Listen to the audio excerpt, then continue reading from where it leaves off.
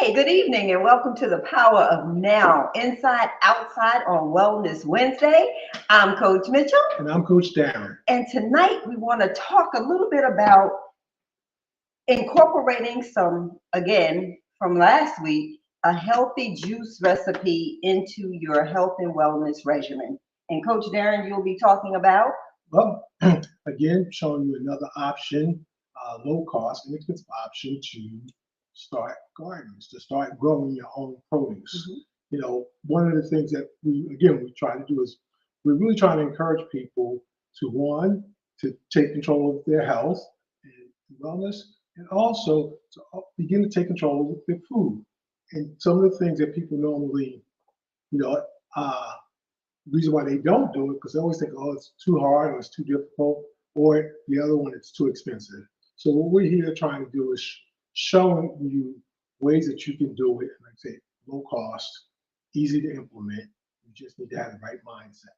Yep. And with foods that are already in your kitchen or in your pantry. So, what I'm going to show you is the ingredients to a really great energy juice that you can actually make in the mornings. I mean, I have it before my morning coffee, but you can have it at any time of the day. And Yes. it's just it's a very refreshing drink. Yeah, and let me just say something, Coach Mitchell. Mhm. You said that you have it in the morning before your coffee.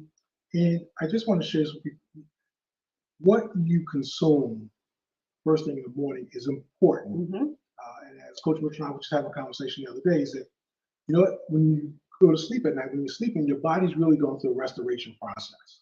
And it's actually also detoxing, which is why normally when you wake up in the morning, you have to use the bathroom Mhm. because your body's flushing out, some of the toxins and the waste.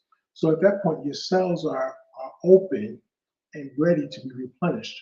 So the first thing that you consume in the morning is really important. So you know what? That's why you normally say you want to wake up and you want to drink water. Mhm. Some people may drink lemon water, lemon and turmeric water, but you want something that's going to have some nutritional uh, power to it, so that your cells can be replenished. Mhm. What that something is, it could vary. There's a bunch of options. So just kind of keep that in mind Mhm. before that first cup of coffee, because there's not really a whole lot of nutritional value there, but you want something that has some vitamins, some minerals. So, you know, first thing, like I said, probably should be water. Mhm. Then after that, you know, as Coach Mitchell said, she does her, juice. Mhm. Then she has her coffee. So she's giving her cells a chance to replenish, and that will help kickstart your day. So just kind of keep that in mind. Absolutely. So it's usually juice, bitters, and then coffee in that order. And it's really beneficial for, like I said, your energy level. It kickstarts your metabolism and it rejuvenates you, actually. But this recipe that I'm going to give you is really good for your melanin. It's also a great antioxidant as well as an anti-inflammatory. So what you'll use is a half a cantaloupe. Melon is really good for you. Half a cantaloupe is really good for your skin. One whole cucumber, and I think you can see this, two whole oranges. Now you can use the peels to juice, or you can peel the orange and use the peel to make your orange tea, or dehydrate your orange peels to make a powder.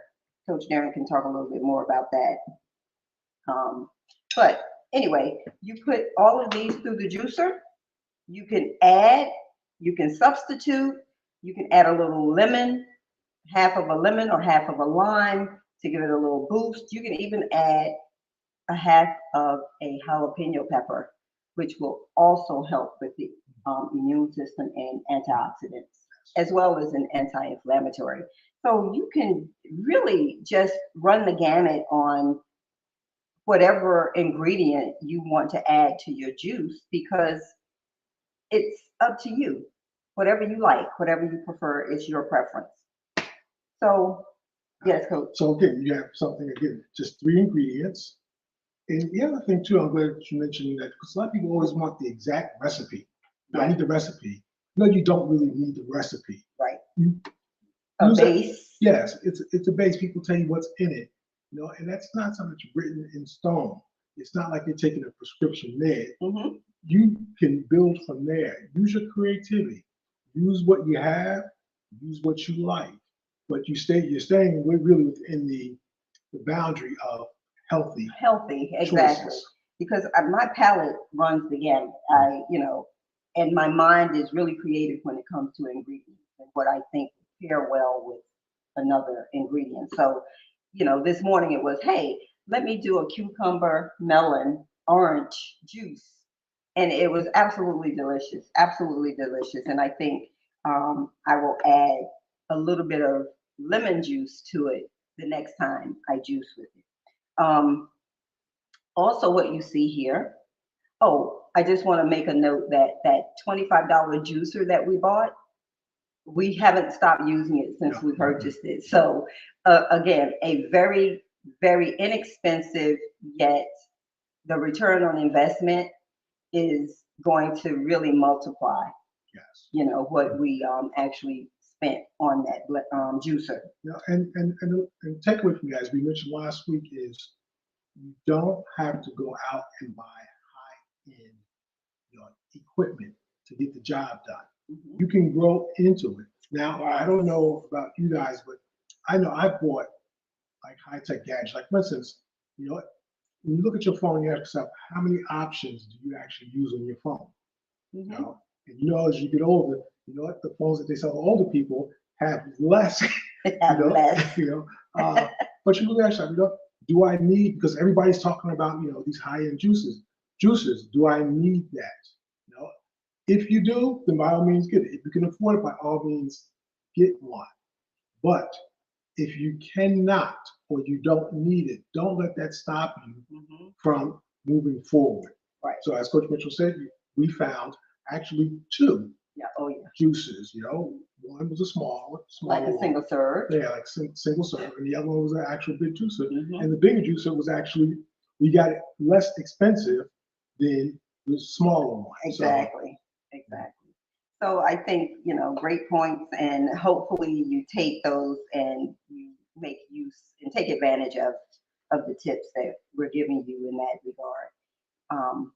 The other thing that I have here, unless you have something else to add regarding the juice. No, I thought you were heading over there toward those beautiful green. Beautiful. Let me tell you. Now, this is an apple mint stem. And as you can see, those leaves, those mint leaves, are really healthy. They're wide, they're beautiful, especially if you really like mint. Use it in your desserts. You can make tea. I mean, mint is just so multifaceted, and you can use it for multiple purposes in a various wide range of ingredients and recipes. In recipes as one of your main ingredients. Now, this apple mint, I harvested from our mint garden from last year. This came back from last year, and after a couple of rains, the last week of March and the first couple of days of this month, it has grown so prolifically that we had to harvest it. Now, what we'll use this for are various dishes. We're going to dehydrate some and use it as a dry herb. Mm-hmm. We will use some, we'll put some in the freezer and use it, incorporate it in some ingredients and some recipes that we may make in the future. But we'll also use some of that dried mint leaf to infuse our green tea.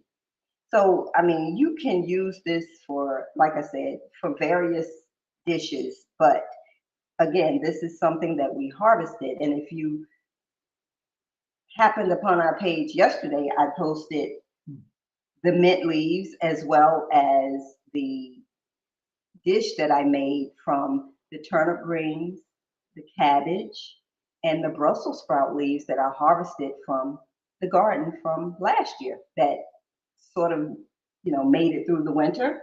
So those were like winter greens, with the exception of the cabbage. I got that from the farmer's market. But everything was grown organically and are harvested right from fresh from the farm. Yes. So Yeah, and I'm glad that you pointed out that the mint leaves are actually from last year. They're from our last year planting, yes, but they're new growth this year. So it really, it lines up with why we try and encourage you to grow your own produce as much as you can, whatever you can, because what you just shared, Coach Mitchell, that is the power of nature.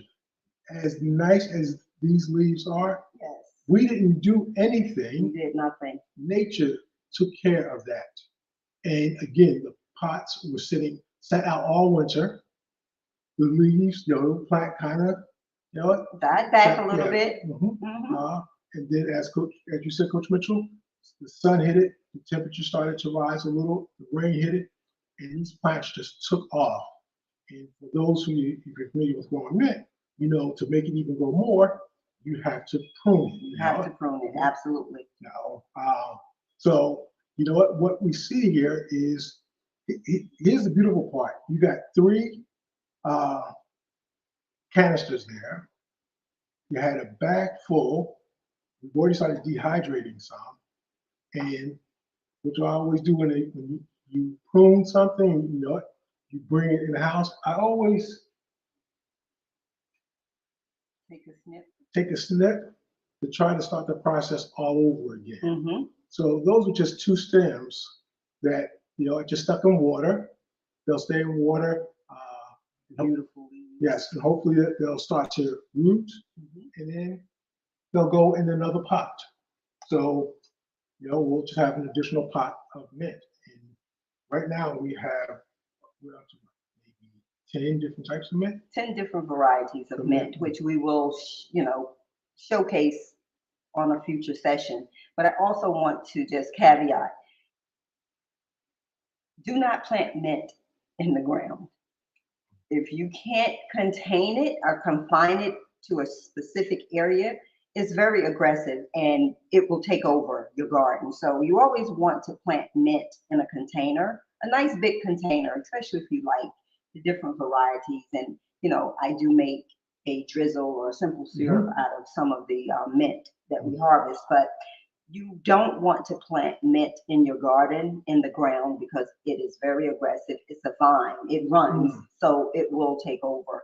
So plant it in a container. It's a beautiful plant. It will last all season as long as you cut it back, prune it. You'll have mint for really forever. Which is, why I always say, by getting in touch with your food source and growing and learning so much, to really point out just the beauty of nature. Because again, the more you take off that plant, the more that plant will produce. Like trimming your hair. Yes. So it's just a gift that was just meant to give. If you take care of it, it will continue to give. Absolutely. Now, and again, there's so many different ways that you can utilize it. So that's, like I said, the mint, and now I guess we can transition over to outdoors. Yes, From outdoors. starting indoors to transition outdoors. So I'm going to move my juice ingredients out of your way. All right. Watch table. Okay. Now, again, we are trying to encourage more and more people to really just start growing food. As we mentioned last week, we sent out some starter kits, to basically starting with our grandchildren. And then we have, we'll send out a couple more before the end of the week, to some other children, all to try to get children encouraged to start growing, their own food, or their own produce, I should say, which really should be your food, because most of your food should come from, from the ground. Okay, so with that, we're trying to remove the barriers so that people can find easy ways to at least get started. Because I think once you get started and you feel that thrill of growing something, it will inspire you to keep going. You know? So what we have here is a very inexpensive, cheap, lazy way of getting your garden started. Now, if you saw tonight's description, it was mentioned about repurposing the red cups. Mhm. Now, most people might be familiar with the red cups. Well, the red cups are those plastic red cups that people buy and they use them for their events. And the kind of running joke is that that's what you got your drink in. All right, you get your red cup party. It means you're going to have something to drink Mhm. in your red cup. Now, fortunately, we don't have any red cups. You know, so we're going to replace them with these lavender cups, which came from I don't know how long ago, but Same material. same material, same exact cup, just different color. And if you color coordinate everything, you can buy them to coordinate with your garden. Yes. So again, when you're growing something, you can pretty much grow in anything. Mhm.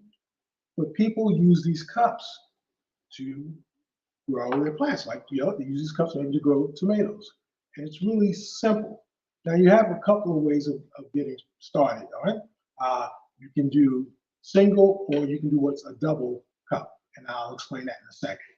The first thing you need a container, all right, to grow something in. You need soil, and I always make the distinction: you need soil, not dirt. Is it, a difference? Soil is a living organism. Dirt is the void of the nutrients and the minerals that are needed to grow something. So you want to make sure you get soil. Now you can convert dirt into soil, but I've said just buy a cheap bag of soil to get started. Or the other thing that we use is the coconut core. Mhm. So there are several ways, but right here it's just an inexpensive soil. I have learned how to what they call amend the soil. So this soil is actually from plants from last year. The soil that's being reused. And Mhm. again, I take it through a process that I've learned to do to bring it back to life because it's been sitting for months with nothing in it. So you got your soil, you got a container. Now, first thing you can do is you can put soil in your cup. That's one of the two, Uh, and I got all the indoor tools here as opposed to outdoor, but we're gonna try to make this You need work. me to hold that? Yeah, let's just take that for a I'll second. hold that. I'll see if I can scoop something out of here. All right. So, you just want to put some soil in your cup. And you don't want to fill the cup all the way up. All right. And So what? About halfway, three yeah, quarters? halfway, 3/4. Okay. Right? Now, I'll just Just move that around a little okay, bit. yes. Clean it But off. I also want to say, I just made a slight mistake, but I will tell you what I forgot to do. All right? What you forget to do? Okay. All right. If you're doing with this cup, you'll pretty much know when you get any pot from the store. Most pots, most, but not all, if you turn it upside down, it will either already have the holes in it or have indentations for you to put holes in it, which you can do with either a drill Mhm. or a hammer and nail. If you're using these cups, just use a nail out and a hammer and punch, for this you can probably punch one hole right in the middle and you'll probably be okay. You don't really need a hammer with this No, you probably cup could just, because it's so thin, right? yes, Well, you have another cup. Let's see. yeah. So which you could do is, and when you're doing this, I should say, you can try to do it this way, Mhm. or just do, see, Oh, there we go. Yeah. There we go. A little stronger and sturdier than I anticipated. So you got your hole in Okay. there, and because the cup is so small, you probably can get by maybe one hole. If maybe you could put two. And that's for drainage. And it's right. And that's why you always want to make sure your container has ability to let the excess water flow out. Wonderful. So here's your cup, all right? Here's your soil, so just to keep things in check, we're gonna put the soil Okay. in the cup hole, all right? We'll use that for another planting. Yes. Or we'll actually use this for the reservoir. Oh, okay. Reserve, Oh, okay. All right, so we kind of reverse things here. All right, so here you got your cup, your container, you got some soil. The next thing you need is a seed. Now, I'm going to actually do something here, which is a little bit, I would say, out of character. Oh, wow. Look at that tomato growing in there. All right. So I don't know if you can see this. Yes. Yeah, okay. But there is a tomato starting to grow in here. Now, what are these? These are seeds from a tomato that started to actually go bad. So what I did is I cut the tomato in half and I took the seeds out of both parts, but I saved the part that was good, and then I just threw the part that was bad in here. And I put it here purposely because I wanted to kind of just show, you can like take all the seeds and separate them and, create or plant them differently or separately, or you can do again the lazy man's way of gardening is you just take the whole tomato and just stick it in your container or a part of it. So I'm going to take this right here and I'm going to just pour. You know what? Okay. You're going to pour that along with all of the juices of the tomato into your soil, into your cup. Oh, you have like 100 tomato seeds in there. Yeah, yep. And then you pour, go ahead. Yeah. Then you cover it. So put some more soil. Instruments back in a little prematurely, huh? Okay. So you take this. So you're covering the seeds, and how much soil over the seeds? You just want the seeds to be, about 1/8 of an inch, 1/4 of an inch. Okay. And the depth of your seed, it really depends on the seed itself. The smaller the seed, the less depth you want to plant. Okay. So it wants to be closer to the top. If they're, bigger seeds or they're harder on the outside, you can put them in a little deeper. All right. But we're again, all right, so now we have the seeds covered. We would typically then just take some water to sprinkle across the top. Put it in your reservoir. I grab some water so that doesn't go to waste. Right. So this is again one way of doing it is where they would use what they call a double cup method, where you put one cup inside the other. Yes, that's good. Yeah. Okay. And you might just put something underneath this cup so it sits a little higher within this cup. This also allows the water, any excess water, to flow out of this. So a little stone or pebble. Yes, just so it sits up a little. Now that's one way. The other way is if you're doing multiple, plants, what you could do, get a bunch of purple cups, red cups, whatever, soil, and you can plant multiple, seeds. Now, I dumped all the seeds in one. You may want to separate them. Again, I did that because it was there. So you do that, and you can then take these cups with the hole in it and put them in an aluminum pan.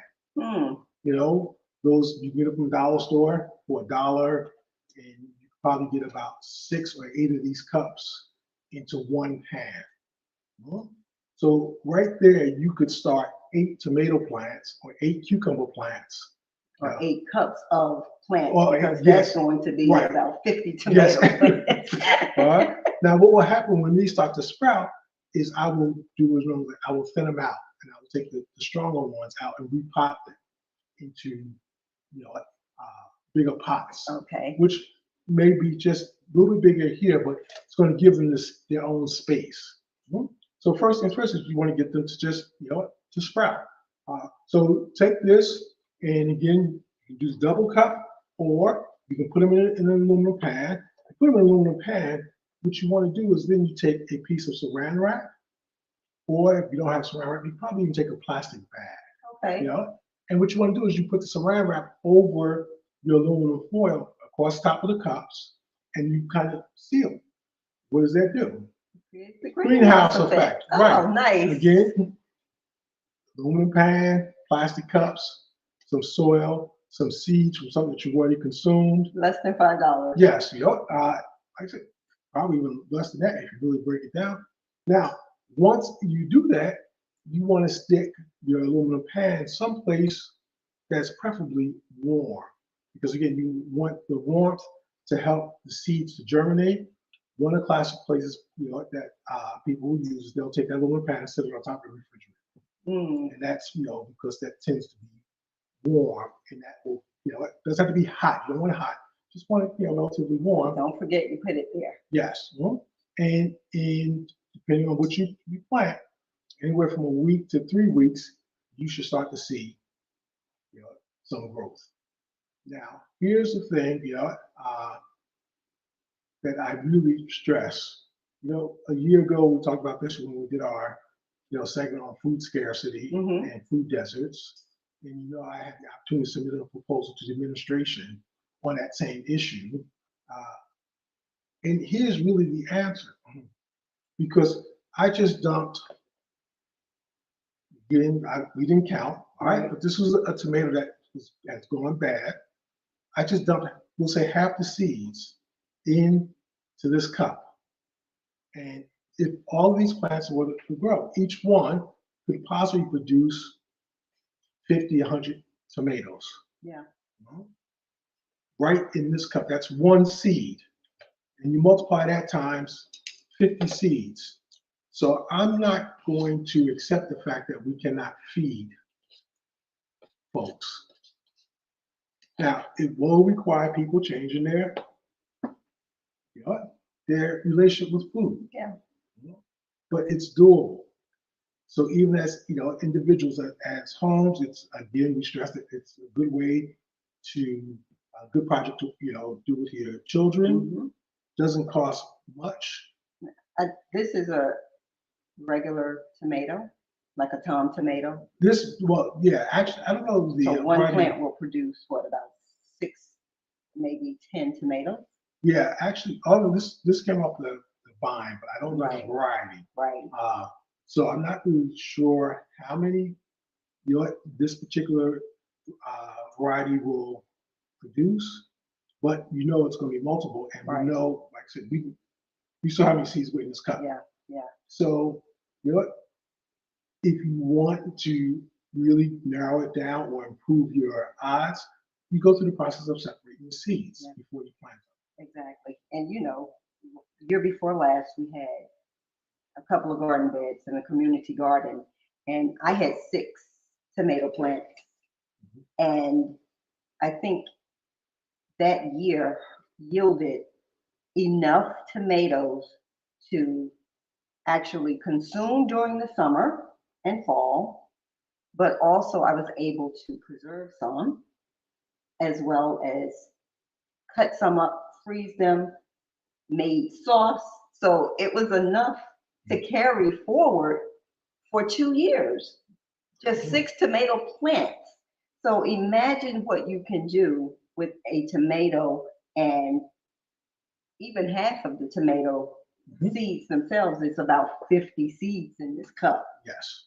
So if you're really meticulous and you're taking care of it and you thin them out, as you say, each one of those that you take out, you plant in a separate pot independently, and you're going to be able to feed your family. If you have a family of 4, that one plant will feed your family of 4 at least for 2 months. Supply, I would say, not feed, but supply the family with tomatoes for various dishes for a couple of months.